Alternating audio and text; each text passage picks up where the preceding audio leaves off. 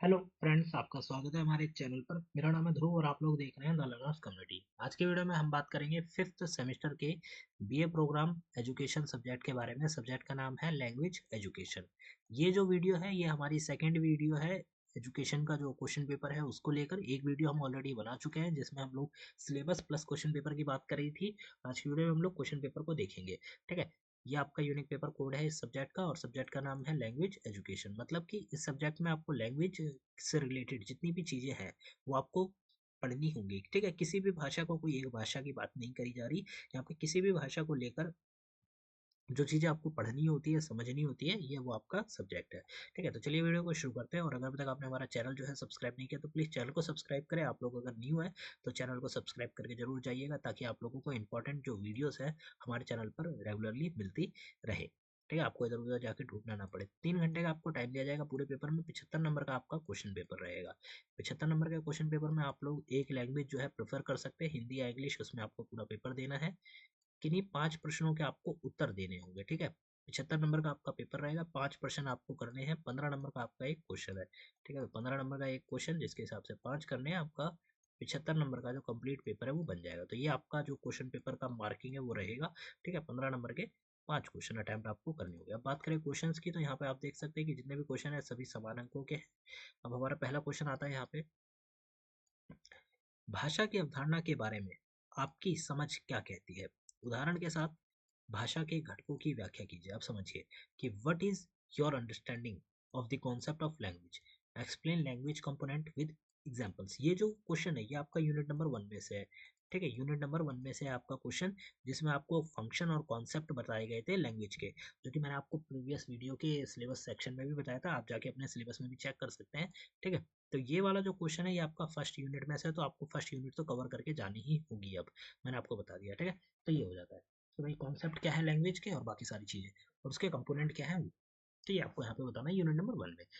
अब मतलब question number 1 में क्वेश्चन नंबर 2 आता है कि कोस कोस पर बदले पानी, चार कोस पर वाणी, यह कथन भारत के संदर्भ में कितना सत्य है, टिप्पणी कीजिए।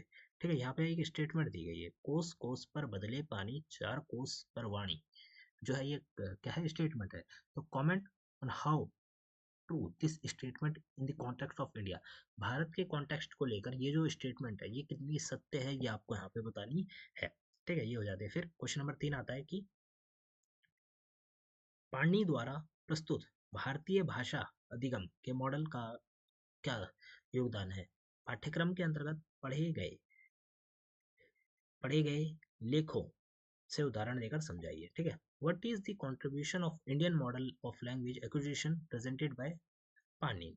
ठीक है, Panini illustrate with example from the articles you have read during your course. अब जो पाणिनि के द्वारा लैंग्वेज एक्विजिशन का मॉडल दिया गया है, ठीक है, इंडियन मॉडल दिया गया है, तो उसका आप कह सकते हैं कि भाई क्या कंट्रीब्यूशन है। ठीक है, उसका मतलब आप कह सकते हैं कि भाई वो कितना योगदान देता है अपना मॉडल, ये आपको यहाँ पे बताना है विद एग्जाम्पल, जो कि आपने कहाँ पढ़े हैं, अपनी किताब में पढ़े हैं। और आपकी किताब में ये वाला जो पाणिनि का मॉडल है ये भी बताया गया है। ठीक है, तो ये आपको पढ़ के जाना होगा। 3 ही मॉडल बताए गए हैं, 3 अलग अलग लोग हैं, उनके द्वारा एक एक मॉडल दिया गया है, तो वो आपको मॉडल पढ़ के जाना है। ठीक है, ये हो जाता है। फिर क्वेश्चन नंबर 4 आपका आता है कि what do you understand by mother tongue, explain briefly its role in learning of a target language. मातृभाषा से आपका क्या अभिप्राय है, लक्ष्य भाषा सीखने में इसकी भूमिका को सापेक्ष से समझाइए। अब समझिए मातृभाषा क्या होती है, वो भाषा जो कि हम बचपन से पैदा होकर बोलना सीखते हैं। वो हमारी घर की भाषा हो सकती है, हमारे आसपास की भाषा हो सकती है। ठीक है, तो ये हमारी मातृभाषा हो जाती है, जहाँ पे हमारी जो मदर टंग लैंग्वेज होती है वो।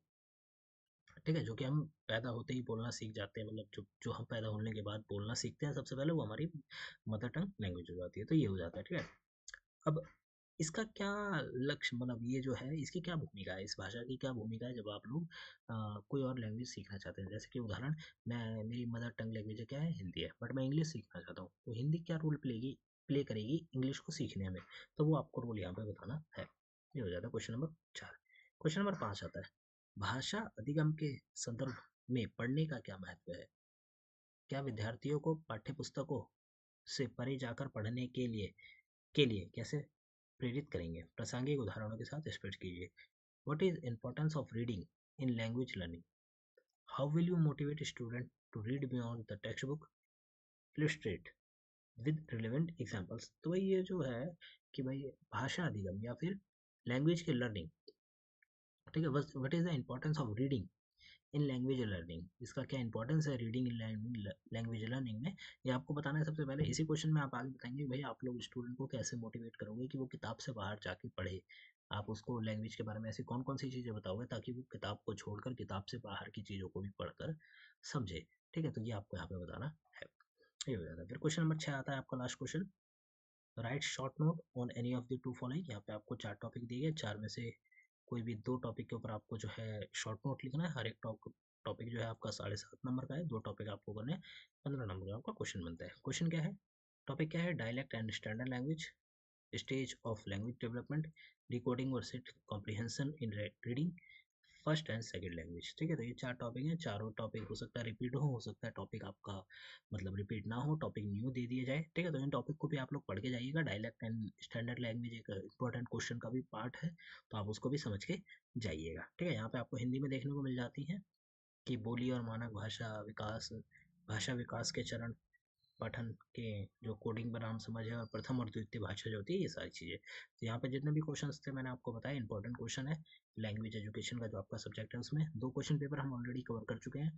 ठीक है, एक और लास्ट वीडियो आएगी जिसमें हम वो क्वेश्चन पेपर लेके आएंगे या वो वीडियो लेकर आएंगे जिसमें आपको पता चलेगा कि कौन से क्वेश्चन आपके एग्जाम में कन्फर्म आएगी, रिपीट हो सकते हैं।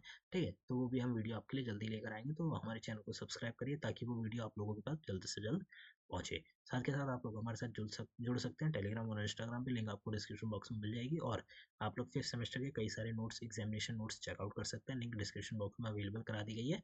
कंप्लीट पीडीएफ हम लोग आपको दे रहे हैं, तो उन्हें लीजिए और उनसे पढ़ाई करिए। मिलते हैं अगली वीडियो में। Thanks for visiting on my channel guys.